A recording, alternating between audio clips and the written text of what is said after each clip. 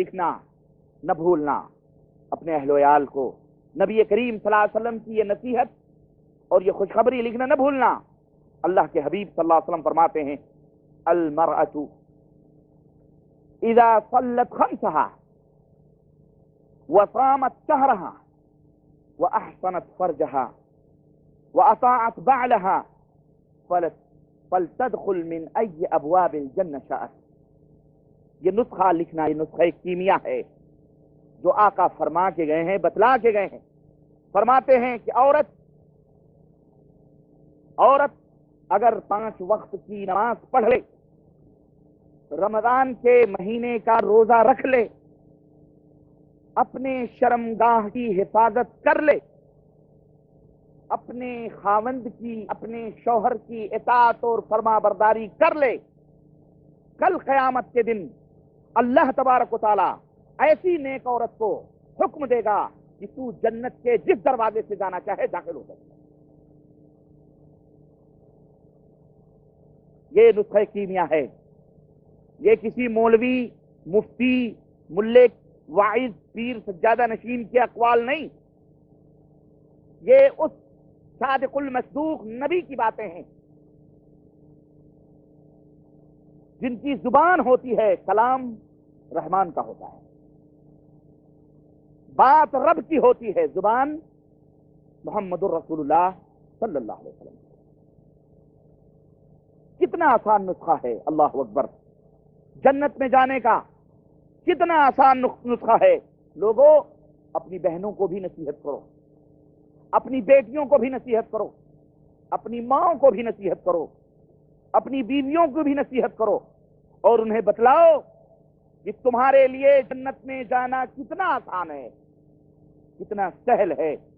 इसी तरह पैगंबर इस्लाम जनाब मोहम्मद रसूलुल्लाह सल्लल्लाहु अलैहि वसल्लम, जब नबी सल्लल्लाहु अलैहि वसल्लम का नाम आए तो जरा दरूद जोर से पढ़ा करो, सल्लल्लाहु अलैहि वसल्लम। पता चले मैं जिंदों में तकरीर कर रहा हूं, कभी कब्रिस्तान में नहीं बोल रहा हूं। लगे जरा हमारे साथ रहो तो जरा सा अच्छा भी लगता है। ऐसा लगता है पता नहीं कहां खोए हुए हैं। आप लोग घर तो नहीं पहुंच गए? हाँ भाई, मियाँ बीवी के हुकूक बयान हो रहे हैं, न जाने कहां कहां लोग पहुंचे होंगे। पहुंचना कुछ जरूर अच्छी बात है, कोई बुरी बात नहीं है, अच्छी जगह ही पहुंचे हैं आप लोग। और हमारे वो लोग जो अभी तक शादी के मरहलों से नहीं गुजरे हैं, अल्लाह के लिए जल्दी करो, जल्दी। जिंदगी बड़ी मुख्तसर है। बिल्डिंगें बनाते रह जाओगे, बुढ़े हो जाओगे, शादी भी नहीं होगी। शादी करो, शादी बिल्डिंगें खुद बन जाएंगी। तुम्हारी बिल्डिंगें खुद अल्लाह तबारक तआला तामीर कर देगा। तुम्हारे पैसे की हिफाजत होगी, तुम्हारी इज्जत व आबरू की हिफाजत होगी, माशरे और समाज में तुम्हारी इज्जत होगी। बगैर शादी के अगर घर लेने जाओगे तो घर वाला पूछेगा तुम्हारी शादी हुई है? कहेगा नहीं, कहे तो कुछ देंगे नहीं। इसे कौन पड़ोसी बनाएगा भाई? बगैर शादी शुदे कौन पड़ोसी बनाएगा? माशरे में तुम्हारी इज्जत होगी, तुम्हारा मकाम बढ़ेगा। अकेले रहोगे तो कोई 200, 500, 1000 भी कर्ज मांगोगे तो कहेगा भाई इसका क्या भरोसा है, इसका क्या भरोसा है, इसको कर्ज दें कल को भाग जाए, पता ही नहीं। इसके माँ बाप कह देंगे तुमने दिया ही क्यों?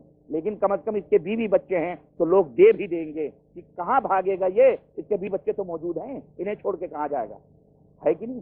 इसलिए इससे इज्जत होती। शादियां करो, अभी मैं बताऊंगा आगे चल के। अल्लाह के रसूल सल्लल्लाहु अलैहि वसल्लम इरशाद फरमाते हैं, अय्युम इम्राअतिन मातत व ज़ौजुहा अन्हा रादिन दखलतिल जन्नह। अल्लाह के रसूल सल्लल्लाहु अलैहि वसल्लम फरमाते हैं कि जो भी औरत इस हाल में मरे, जो भी औरत, ये माँ और बहनों के लिए बहुत बड़ी खुशखबरी है, जो भी औरत इस हाल में मरे कि उसका शौहर मरते वक्त उससे राजी और खुश था, तो वो अल्लाह तबारक तआला ऐसी औरत को जन्नत में दाखिल फरमाता है। अल्लाह अकबर। ऐसी औरत को अल्लाह जन्नत में दाखिल फरमाता है। तो ये है शौहर का मकाम, ये है शौहर का मर्तबा। और हर औरत को नबी रहमत सल्लल्लाहु अलैहि वसल्लम के इन फरमुदात और इन बयानात और इन बातों को अपने दिल में बढ़ा लेनी चाहिए और हमेशा जहन में ये बात रखनी चाहिए कि शौहर की खुशी में उसकी खुशी हो और शौहर की नाराजगी में उसकी नाराजगी हो, उसकी नाराजगी हो। ये करके इसके ऊपर वो अमल करे। आका रहमत जनाब मोहम्मदुर रसूलुल्लाह सल्लल्लाहु अलैहि वसल्लम ارشاد فرماتے ہیں کہ مستفاد المؤمن بعد تقوى الله خيرا له من زوجة صالحة ان امرها اطاعته وان نظر اليها سرته وان اقسم عليها ابرته وان غاب عنها نصحته في نفسها وماله رواہ ابن ماجہ۔ اللہ کے رسول صلی اللہ علیہ وسلم فرماتے ہیں کسی بھی مومن کو اللہ کے تقوی کے بعد کوئی بھی اچھی چیز نہیں ملی ہے سوائے نیک بیوی۔ اللہ کے تقوی کے بعد، اللہ کے احکامات، اللہ کے سے ڈرنے کے بعد، یہ تقوی جس کے دل میں یہ سب سے بڑی نعمت ہے۔ اللہ کے تقوی کے بعد جو اچھی نعمت کسی مومن بندے کو ملی ہے وہ نیک اور صالح بیوی ہے، کہ جب اور اس کی علامت اور اس کی پہچان اللہ کے نبی نے بتلائی ہے۔ میری اسلامی ماں اور بہنوں کو بھی اللہ کے نبی کے ان پہچان کو اپنے ذہن و دماغ میں رکھنا چاہیے اور اس کے اوپر عمل کریں۔ اللہ کے نبی فرماتے ہیں کہ نیک بیوی کون سی ہے، تو آپ فرماتے ہیں کہ جب اسے اس کا شوہر کسی بات کا حکم دے تو وہ فوراً اس کے حکم کو مانے، فوراً اس کے حکم کو، ہیلے حجت نہیں، فوراً اس کے حکم کو مانے۔ اور اگر شوہر اس کی طرف دیکھے تو اس کا دل خوشی و مسرت سے جھوم اٹھے، خوش ہو جائے، ہاں خوش ہو جائے۔ اور اعوذ باللہ ہمارے یہاں کی عورتیں ہوتی ہیں، شوہر تھکا مادہ آیا، دیکھا وہی میل کچیل چہرے پہ لپٹی ہوئی اور وہی منحوسیت سو کے اٹھی ہوئی دیکھتا ہے تو اسے خوشی ہوتی ہے، اسے خوشی ہوگی۔ اب یہ چیختی ہیں کہ پھر ہمارا مرد ہم سے پیار ہی نہیں کرتا، ہم سے محبت ہی نہیں کرتا۔ اور جب تو ایسی نہیں رہے گی صحیح ڈھنگ سے تو پھر ادھر ادھر دوسرے کے چکر میں رہے گا نہیں رہے گا، وہ ظاہر ہے۔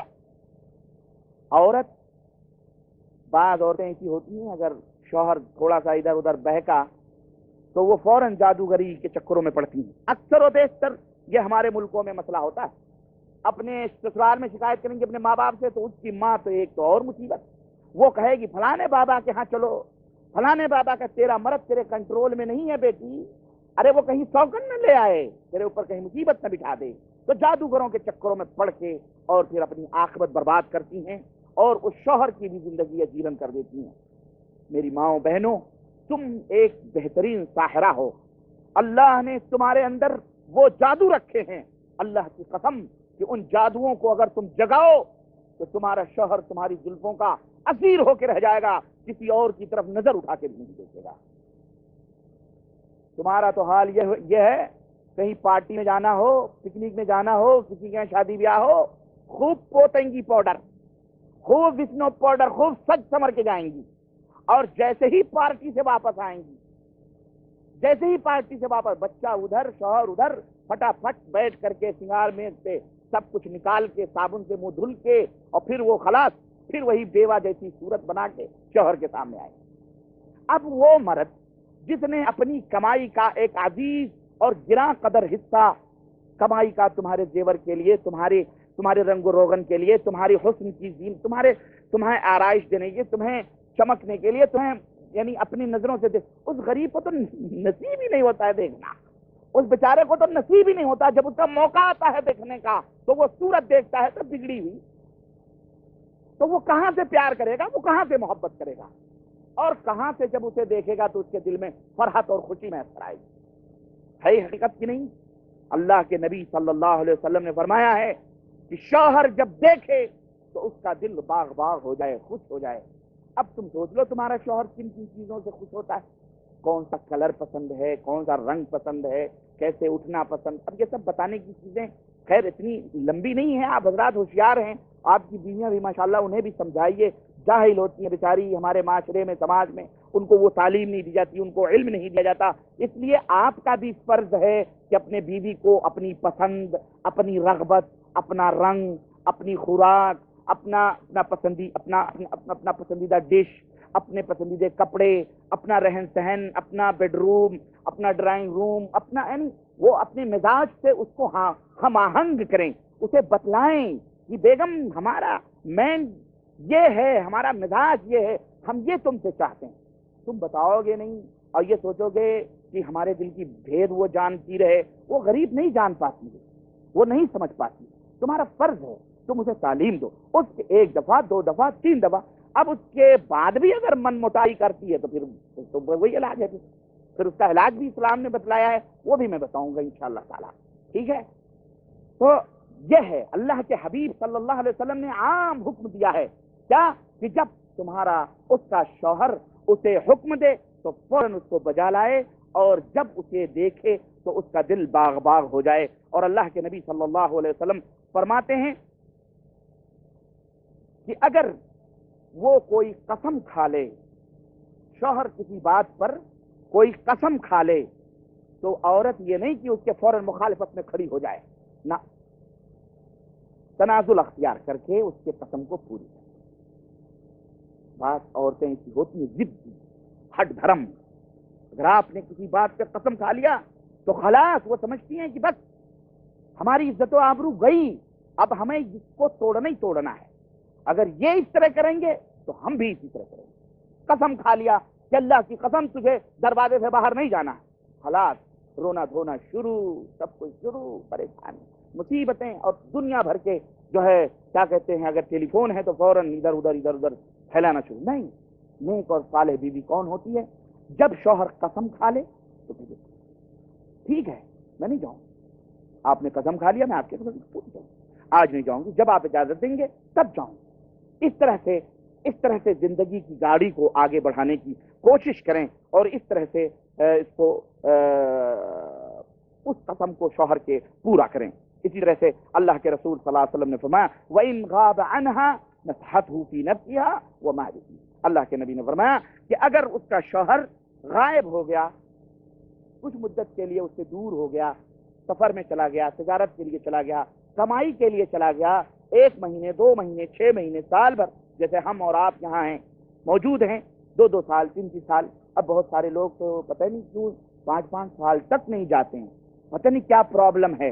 آپ حضرات ذرا ایسے لوگوں کو نصیحت کیا کرو، بھائی کوئی پرابلم ہو تو بتاؤ، حل ہو جائے گا یار.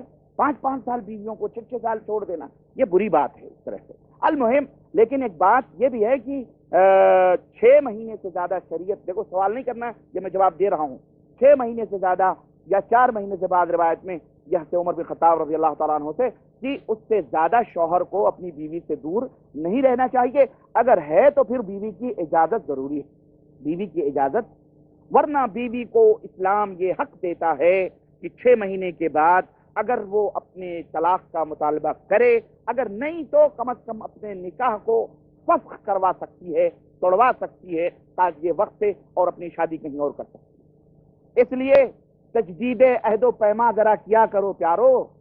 جس طرح اقامے تجدید کرتے نا سال بھر میں، اس طرح 4 مہینے میں 5 مہینے میں خطوں کے ذریعے یا ٹیلی فونوں کے ذریعے اپنے بیوی سے پیار کا یہ جو عہد و پیمان ہے اس کی تجدید کر لیا کرو، اس کو رینیول کرا لیا کرو. ہاں، ورنہ کبھی کچھ معاملہ گڑبڑ ہوا تو پھر اس کے ذمہ دار تم ہی ہوگے. سمجھ رہے ہیں کہ نہیں سمجھ رہے ہیں؟ ہاں، خطوں کے ذریعے یا ٹیلی فون بتا دیا کرو بیگم آؤں، آ رہا ہوں. کہے گی نہیں ابھی تو ہمارے کان کی بالیاں باقی ہیں، ابھی تو فلانے کا ابھی بیڈ روم ہی نہیں سجا ہے، ابھی تو ببلو کی موٹر سائیکل ہی نہیں آئی ہے، ابھی تو اس کا کالج کا اتنا خرچہ ہے، اتنی گاڑیاں ہیں، یہ ہیں، دنیا بھر کے پرابلم خود بتائے گی. اس لیے ہاں ایسا کہہ دیا کرو آؤں، وہ کہے گی نہیں. اگر وہ کہے کہ ٹھیک ہے اب اجازت نہیں ہے، اب میں صبر نہیں کر پاؤں گی، اسے سمجھائیں. اگر آپ کے ساتھ کوئی پرابلم ہے اور آپ سمجھائیں گے تو انشاءاللہ وہ ایسی نہیں، نیک بیویاں وہ ہوتی ہیں تو سمجھ جاتی ہیں. اس کا مقصد صرف یہ ہوتا ہے تاکہ عورت اپنی عزت و آبرو کو سنبھال سکے، اپنے جذبات میں آ کے کبھی غلط قدم باہر نہ اٹھا سکے. آپ کا سہارا ملے گا، آپ کا پیار ملے گا، آپ کی باتیں ملیں گی تو وہ اس کے ان بھڑکے ہوئے جذبات کو ٹھنڈا کریں گی اور پھر اس کو سکون دیں گی. آپ نے کبھی خط ہی نہ بھیجا، آپ نے کبھی ٹیلی فون ہی نہ کیا، سال گزر گئے، کیا سوچے گی کہ اس کا بھی کوئی شوہر تھا، جیتے جی وہ بیوہ ہو کے بیٹھی ہے؟ یہی تو ہوگا.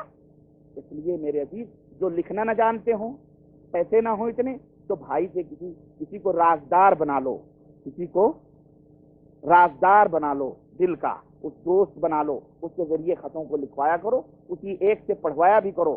سب سے نہ پڑھواؤ، نہیں تو پھر محلے تمہارے پیار محبت کے داستان کی کہانیاں شروع ہو جائیں گی، فلانے کی بیوی یہ لکھتی ہے، فلانا یہ لکھواتا ہے کہ یہ اچھے ہو۔ تو غرض کہنے کا مطلب یہ ہے کہ اس طرح سے میرے عزیز اپنی بیوی کو